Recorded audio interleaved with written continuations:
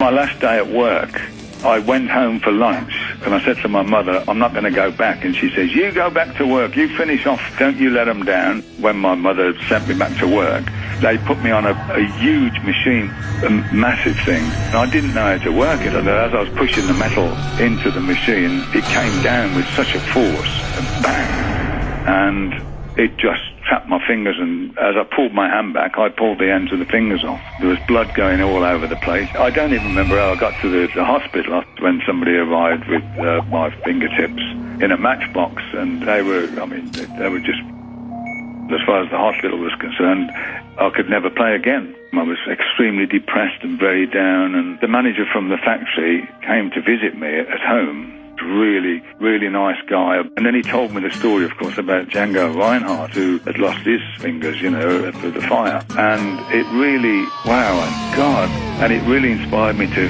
really get on with it and start trying to play, because my fingers were so sensitive and painful that I got a washing up bottle and I melted it down into a ball, and then I'd sit there with this big ball on my finger of plastic. It was very difficult because you couldn't feel the strings. The strings they made in them days were very heavy, and certainly very heavy for me. I made my own sets up, and then I dropped the gauge down to make a light set of strings, and in fact that was the first official light gauge string ever made.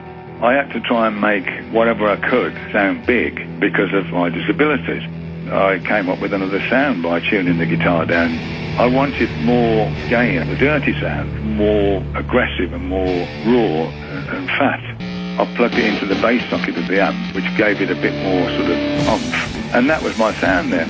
Of course, losing my fingertips was devastating, but in hindsight, it created something. It made me invent a new sound and a different style of playing and a different sort of music. So really, it turned out to be a good thing off a bad thing.